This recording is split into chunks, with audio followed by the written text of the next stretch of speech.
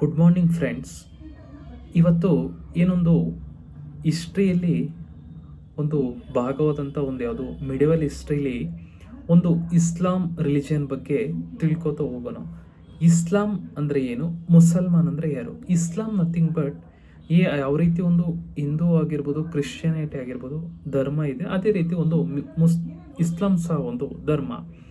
ಆ ಒಂದು ಇಸ್ಲಾಂ ಧರ್ಮವನ್ನು ಯಾರು ಪಾಲಿಸ್ತಾರೆ, ಇಸ್ಲಾಂ ಧರ್ಮವನ್ನು ಯಾರು ಪಾಲಿಸ್ತಾರೆ, ಯಾರು ಆ ತಕ್ಕಂತೆ ಆ ಧರ್ಮಕ್ಕೆ ತಕ್ಕಂತೆ ನಡೆದುಕೊಳ್ಳುತ್ತಾರೆ, ಅವರನ್ನು ಮುಸಲ್ಮಾನರು ಎಂದು ಕರೆಯುತ್ತೇವೆ.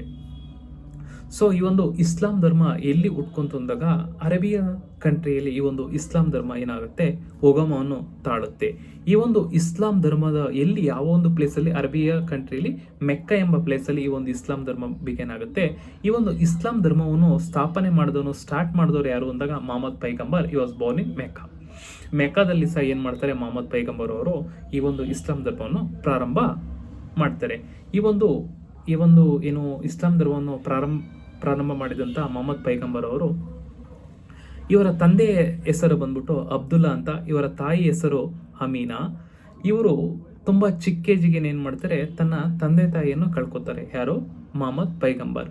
ಇವರ ಅಂಕಲ್ ಅಬು ತಾಲಿಬ್ ಅವರು ಏನು ಮಾಡ್ತಾರೆ, ಇವರನ್ನು ಟೇಕ್ ಕೇರ್ ಮಾಡಿ ಬೆಳೆಸ್ತಾರೆ. ಯಾರನ್ನ? ಮೊಹಮ್ಮದ್ ಪೈಗಂಬರ್ ಅವನ್ನ. ಇವರು ಮೊಹಮ್ಮದ್ ಪೈಗಂಬರ್ ಅವರು ತುಂಬ ಚುರುಕಾದಂಥ ಹುಡುಗ ಆಗಿರ್ತಾರೆ. ಸೊ ಇವರೇನು ಮಾಡ್ತಾರೆ, ಕೆಲಸಕ್ಕೆ ಸೇರ್ಕೊತಾರೆ. ಒಬ್ಬರು ಶ್ರೀಮಂತರ ಮನೆಗೆ ಕೆಲಸಕ್ಕೆ ಸೇರಿಸ್ಕೊತಾರೆ. ಶ್ರೀಮಂತರ ಮನೆಯಲ್ಲಿ ಕೆಲಸ ತುಂಬ ಚಟುವಟಿಕೆಯಿಂದ ತುಂಬ ಆಕ್ಟಿವ್ ಆಗಿ ಕೆಲಸವನ್ನು ಮಾಡ್ತಿರ್ತಾರೆ. ಈ ಒಂದು ಕಾರಣದಿಂದಾಗಿ ಆ ಮನೆಯ ಶ್ರೀಮಂತರ ಮಹಿಳೆಗೆ ತನ್ನ ಗಂಡ ಇರೋದಿಲ್ಲ.